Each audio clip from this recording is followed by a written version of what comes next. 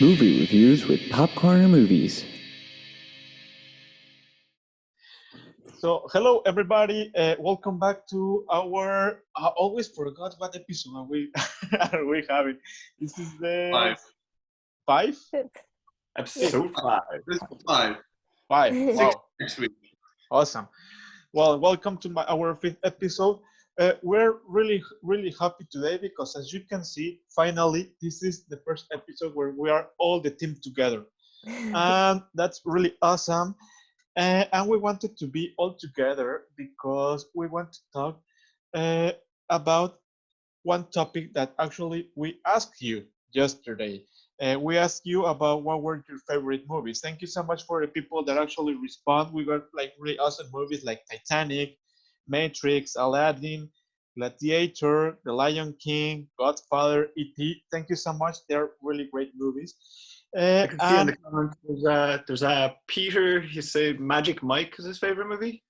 Magic Mike, wait. Yeah, actually, yeah. Peter said Magic Mike completely. Yeah, Yeah. well, you know, everybody has different tastes of movies. So, yeah, we're not going to judge these kind of movies. I actually remember walking in, or actually I was working in a cinema whenever Magic Mike came out, and it was unbelievably funny the amount of hordes of women that were inside of that theater. And I remember just talking to a couple. There was a couple who went and decided to go.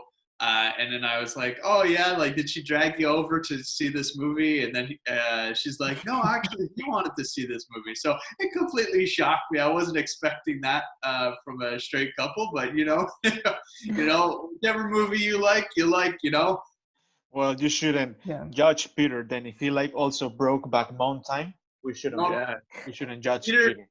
Peter, go with whatever you want, man. So perfect. We want you to know one of each of us a little bit better. So we want to share with you, people, followers. We love you. We want to share with you what are our favorite movies and why they are our favorite movies. So first, I would like to start with the ladies. So why don't we start first with you, Thao?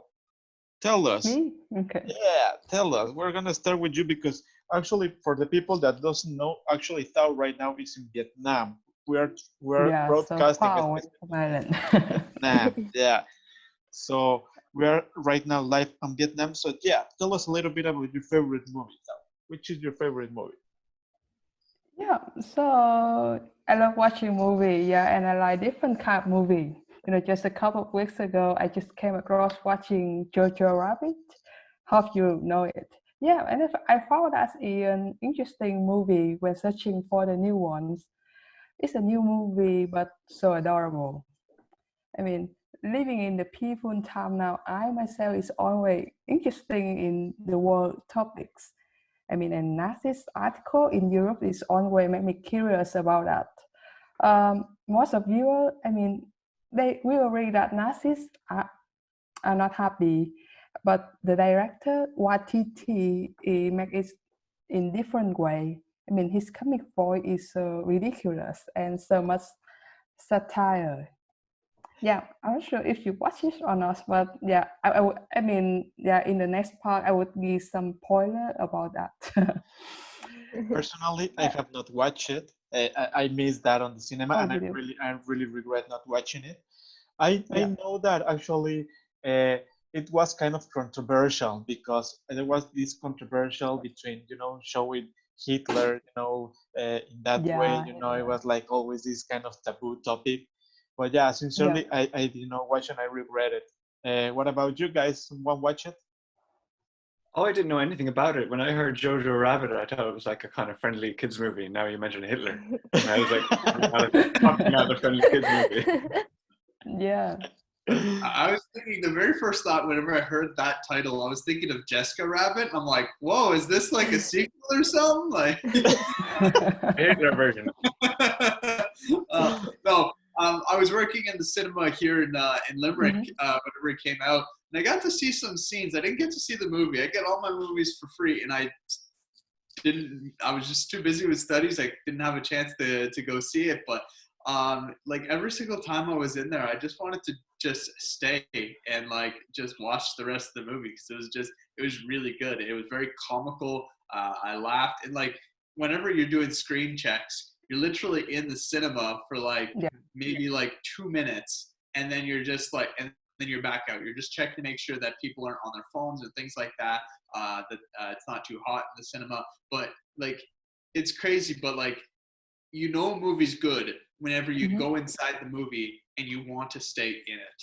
And it just every single time I walk inside, I was always captivated and always like wanting to stay and wanting more. And I think that just is a testament to how good the movie actually is.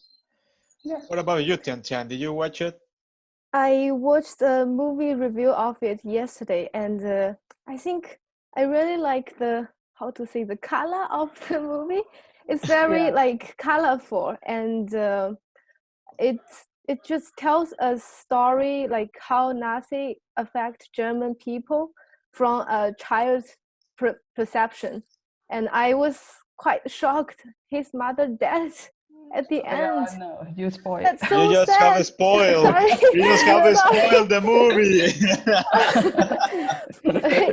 Just pretend you haven't heard me say that.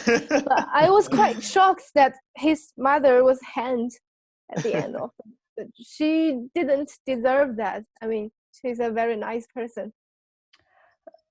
Yeah, I think that's why it was like kind of a controversy. Why his mother is like being hanged at the end of the movie is because of she's hiding a like Jewish girl or what? I don't like research for that, so I don't know. Yeah, I think one of the reasons, because I see high a Jewish girl, and I mean, is it unacceptable in the last In year of the that Second time, World War? Yeah. I mean, for me, this film it make me laugh, had me suspense, and even tear up. I mean, I enjoy the Jojo Rabbit from beginning to the end, and I hope like there should be more movie like this. I mean, make like meaningful, but with a light satire in the Nazi time. Yeah, I mean, this one of my favorite type movie. Yeah. Well, now that you have spoiled the movie, Tian Tian, tell us what is your favorite movie? Oh, I picked The Curious Case of Benjamin Button as my favorite movie. I guess a lot of you have watched that, right? Heard of that? First time, heard of that. Yeah, it's just talk about a little bit spoiler here again. Sorry. Come on, you have already spoiled your rabbits. You can spoil also this one. I just in case some of our audience like never heard of it, just to introduce a little bit of the movie. So it just tells a story of a man who suffered from a rare aging ailment when he ages backwards. He likes nothing like a newborn baby when he was born. He just looked like an old man. Sorry. So he changed the sex or what? I didn't watch that version. I just missed that, and because of his appearance, his father abandoned him at that night he was born. But luckily, he adopted by a very nice lady working in a nursing home. So he grew up in the nursing home, and the movie is just an autobiography of Benjamin Button. I think even though he has this special condition, but he lives a life just like anyone else, and he goes through the same thing as other common people do. I think like he is unfortunate because he born with that condition and abandoned, but at the same time he's also very lucky because he met he adopted mother is treat him very well, and he grows up in a very nice environment. When I watched the first watched this film, I was quite young, but I don't know. I just like the film because when I watch it, it gives me like peaceful feeling. Like Oh. I feel I'm missing something, but I don't know what exactly I'm missing. Maybe people, maybe certain thing, but It moves you. it's Totally, the movie moves yeah, you.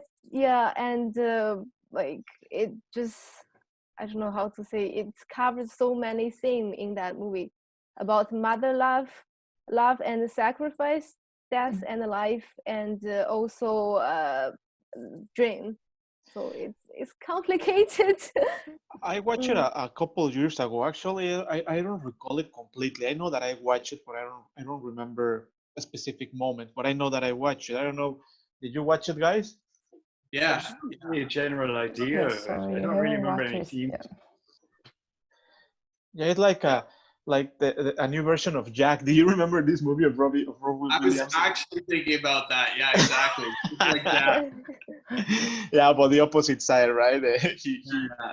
Yeah, that's another also good movie. But I don't remember specific scenes. Do you? What about you, Thao and Daniel? Sean, you have already said that you also have like vague memory of that movie. Yeah. Yeah, I actually, I was gonna say I remember that movie quite a bit, and I think the reason why I remember so well is because it was such a good movie. I remember like it's been out for a while now. Like I Yeah, remember renting it from Blockbuster. Like I don't know if you guys had Blockbuster here, but it was a movie rental place and or in your areas of the world. But yeah, I rented it from Blockbuster and I watched it, and I only watched it the one time. But like, my goodness, that movie like I was just like, man, this is such a good movie. I need to buy this movie, and I never ended up buying it. But it's always had like a high rating for me as far as a movie. I think it's highly underrated. It's a movie that if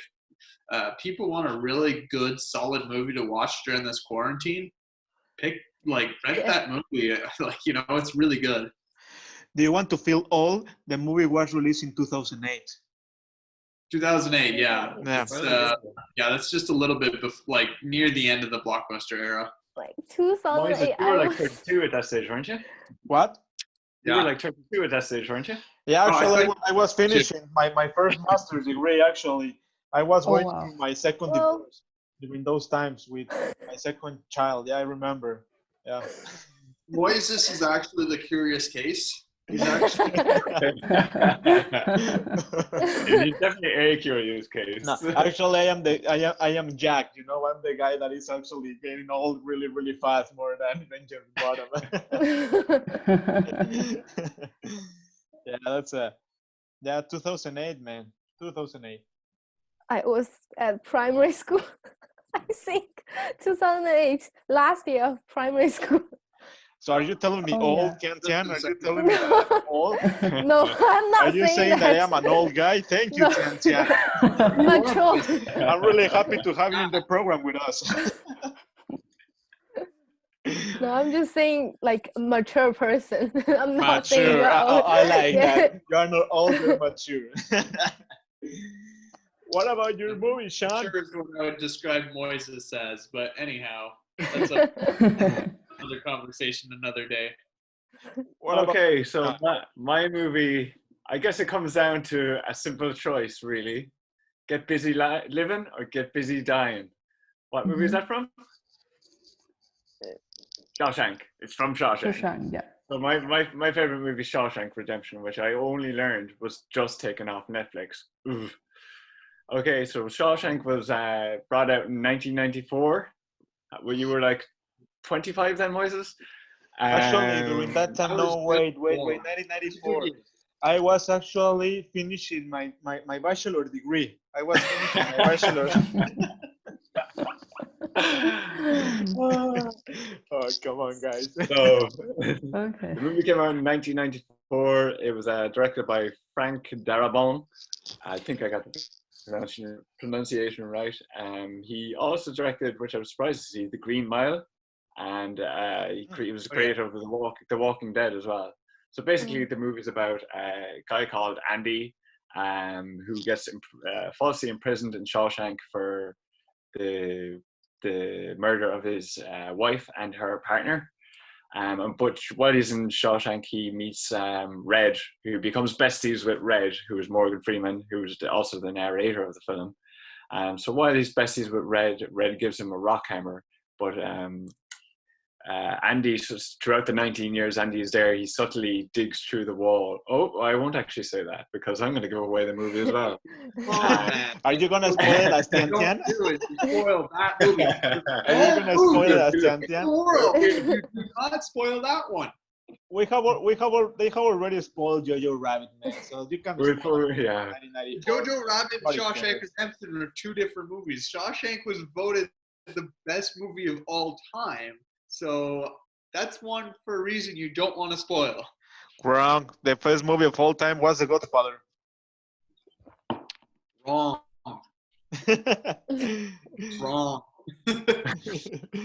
So Very if you shocking. want to spoil it, well, let's see. Okay. That's great. Okay, anyway, I'm just gonna say Andy was in prison. He spent 19 years in prison until, yeah, I'm gonna spoil it, until he eventually broke out by digging through the wall, subtly for 19 years. The reason I like the film is because it's kind of about perseverance and to kind of the underdog wins eventually. Like he gets bullied and throughout his time in prison, but he ends up like screwing all the guards over and the warden over, which is great. So he robs all their money and it gets them all arrested at the end. But no, I love the movie. I think it's great. It's all the classic. Yeah, I also recall watching it also a while ago. What about you guys? Did you watch already this movie? Yeah. I remember the very first time I watched it. I was in my teens, and I watched it on Christmas Eve. Not your typical Christmas Eve movie, but it was such a good movie. It has a lasting memory of, I know exactly the moment that I watched it, where I was at. It was so good, and I think like what was so amazing, and like you just looking back at the movie, why it was so good, and why many people vote it as the best movie of all time, is just it really shows a reality of what like prison can be, and it really shows how messed up it is, and it's not great, you know.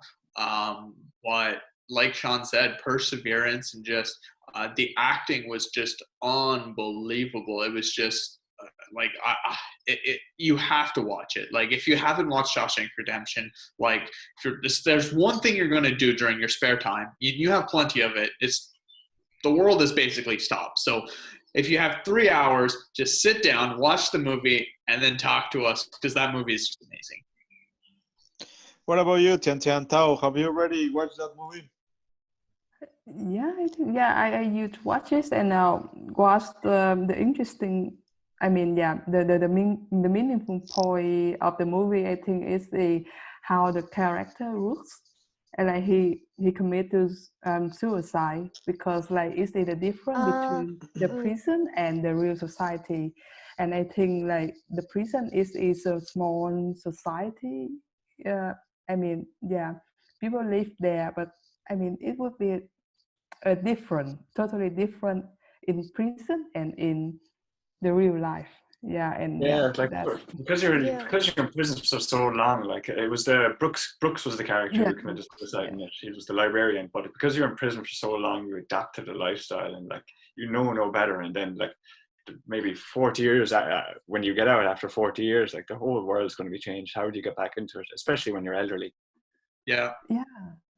It actually just like reminds me of like really popular Netflix show right now, with the Tiger King, and how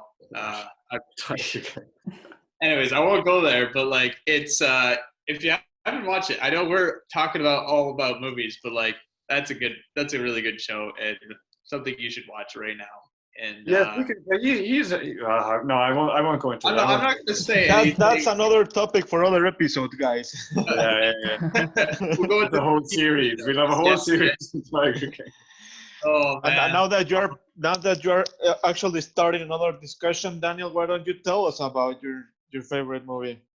Yeah. Okay. Well, I'm mine's like a mixture of serious and comedy.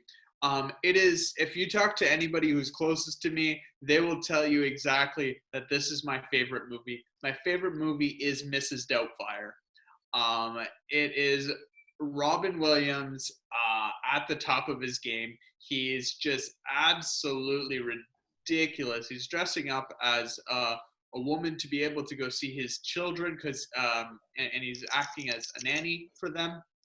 And he's just going bending over backwards for just to see his children because he can't live without seeing them. And I think it really just is a testament of how far a father will go for his children. And I think that there's really an emotional connection there that Williams has with the audience.